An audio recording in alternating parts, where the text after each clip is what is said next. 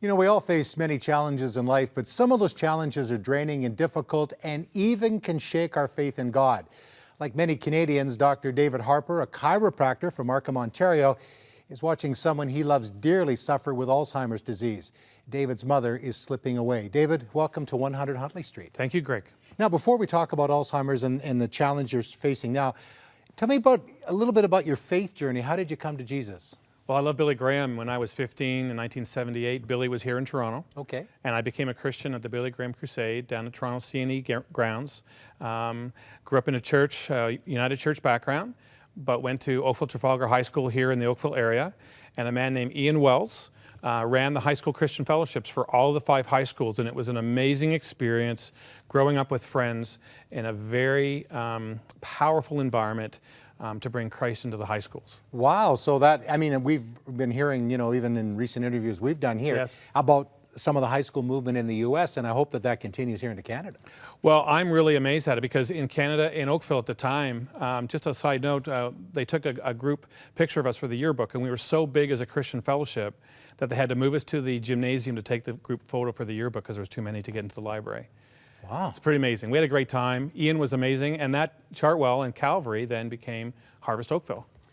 Okay, and Robbie. And Robbie. Our so the legacy. Bible teacher here. Yeah, and I love Robbie, and that's my legacy growing up in the Oakville area.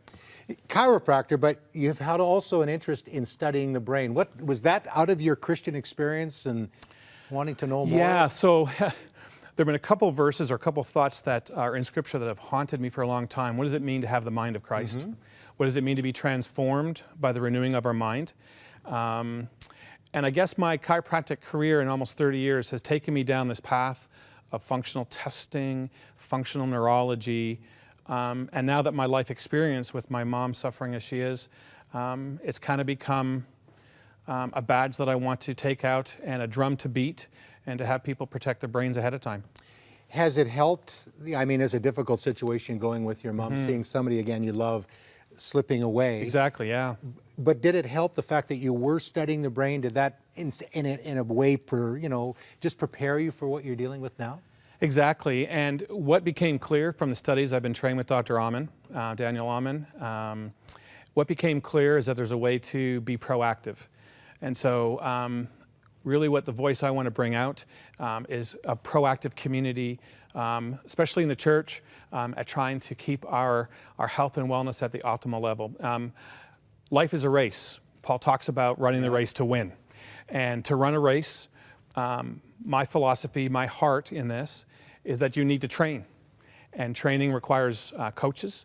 It requires awareness and knowledge of what the metrics, the tests. A runner will know how fast they run the 100 or how high they can jump. Well, how are you doing in your life? How are you doing physically apart from just the disease measures? Necessary, but what if I could tell you that there were measurements that could show where you've got early decline before it became a pathology? Right, and then you're not having to just try to, all of a sudden you get this diagnosis. Yeah. You're already prepared. I mean, the Bible, we love the Lord our God with all our heart, soul, mind. Yeah, absolutely. So you've got exercise, you've got studying of the Word, and we got to keep that mind moving. It's an organ. We have to keep stimulating it, right? I have a vision for the church that it would be a place where we defy the odds. Both in marriages, in terms of breakups and families and kids, and that even from a health perspective, we would defy the odds, that we would provide something to the community that helps them understand the game that we play and what it means to be proactive. And as a community of professions to work together. Mm-hmm. It's not just one, it's everybody working together as a community. We do things better when we do things as team. And so we really need to understand and have conversations around mental health early, and what it means to protect the brain. Alzheimer's dementia, I mean, we're seeing it being talked about more. Yeah. More people are, suffering with it. Is it because we're living longer, or is it something, that maybe the food we're eating? Or, I mean, what have you, noticed in that? Yeah, I personally, from my personal perspectives, do give some credibility to the fact that we're living longer. If we're on a trajectory to get to somewhere, if we have an expiration date before we get there, we're not going to get what we were going to get. So certainly that's true. But I also believe that we're using our brain more than we ever have. We're not as mobile as we used to be.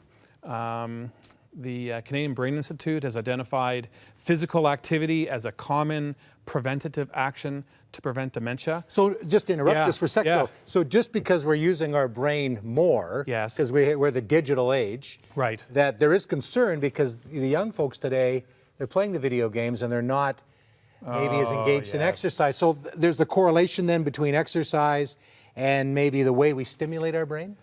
Well, that's exactly the connection. And what's interesting, the Center for Disease Control in the U.S. has stated that those born after 2000 may not outlive their parents.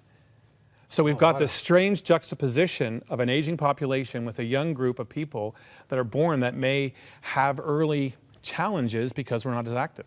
Wow. It's crazy. Should we be in despair or No, can we do things? Just get out and move. I mean, the big deal is to have some type of active movement process, find a way to limit the amount of time that we are just using our mind, enjoy life, the joy of life, the joy of the Lord, have time to be happy, to enjoy fellowship and to be in community that is not so pressurized, but have a chance to unplug. Well, it's a holistic. It's Completely. It's all these things. It has to be. I mean, that's the wonderful thing about looking at the scripture from my eyes, from a chiropractic perspective. Everything connected to the brain works. Well, if we're connected to the mind of Christ, it's going to work through the vine or the spine. So it's kind of... I like that. That's good. It's kind of good, yeah. Well, Dr. David Harper, Yes. thank you very much for coming on, and we'll have you back because I mean, this is becoming such a major topic in our country. So thank you for joining us today and your insight, and we certainly want to pray for your mother too, because Yeah, I know bless that, her and heart. for you and your family. Thank too. you. Appreciate it. Well, Robbie Simons, we talked about Pastor Robbie, and he joins us today with tips on a healthy heart.